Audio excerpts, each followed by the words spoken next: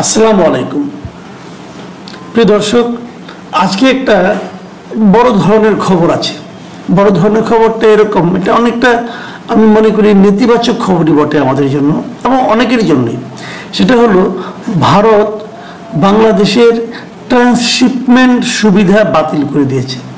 Transshipment সুবিধা মানে হলো যে আমরা যখন আমাদের এখান থেকে কোনো একটা পণ্য নেপাল বা ভুটানে পাঠাতাম স্থল সীমান্ত দিয়ে, তখন সেটা আমরা ভারতের ভূমি ব্যবহার করে পাঠাতাম, মানে ভারতের ওপর দিয়ে যেতাম।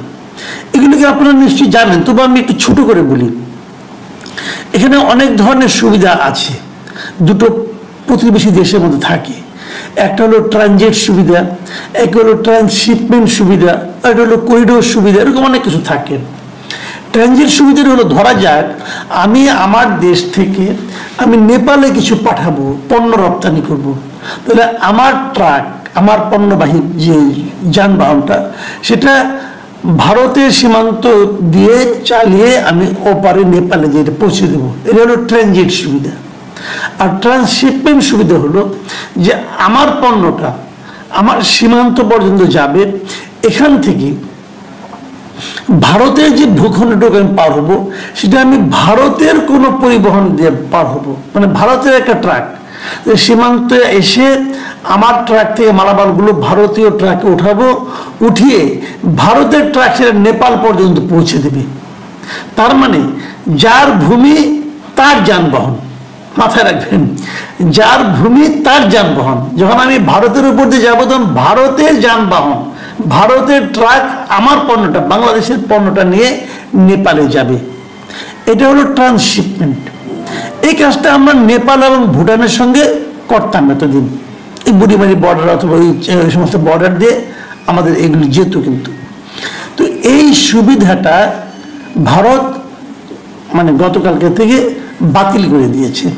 এবং ভারত কেন বাতিল করেছে এটা তাদের ব্যাপার। তারা বলেছে যে মঙ্গলবার ভারতের central board of indirect taxes and customs এই সুবিধা বাতিল করে দেয়। এবং এটা নিয়ে আমাদের সুবিধাটা আমরা পেতাম 2020 সালের 29শে জুন এর সংক্রান্ত একটা আদেশ ছিল, তারা সেই আদেশটাও বাতিল করে দিয়েছে। এবং তারা আরও বলেছে এরই মধ্যে আমাদের পণ্য নিয়ে ভারতের মাটিতে যে ট্রাকগুলো আছে অথবা যে যানবাহনগুলো আছে সেগুলোকে দ্রুত চলে যেতে হবে। এই হলো ঘটনা। এখন এতে কিন্তু আমাদের ব্যবসা বাণিজ্যের উপর একটু হলেও প্রভাব পড়বে। কেমন, আমি একটা এক্সাম্পল দিয়ে বলি। দেখেন, আমরাও কিন্তু ভারতকে ট্রান্সশিপমেন্ট সুবিধা দিয়ে থাকি, আমরাও দিয়ে থাকি। হ্যাঁ, ভারত পণ্য, ধরেন আমাদের একটা উদাহরণ দিয়ে বলি, ভারত পণ্য নিয়ে এসে আমাদের মংলা পোর্ট অথবা চিটাগাং পোর্টে নিয়ে এসে নামায়, নামানোর পর আমাদের গাড়ি দিয়ে সেটা ভারতের পূর্বাঞ্চলে যায়, যে ওখানে আবার ওদের মানে ওরা এখান থেকে মালগুলি নামিয়ে নেয়। ওরা কিন্তু ট্রান্সশিপমেন্ট সুবিধা আমাদের কাছ থেকে পায়। এখন ওরা আমাদেরটা বাতিল করে দিয়েছে।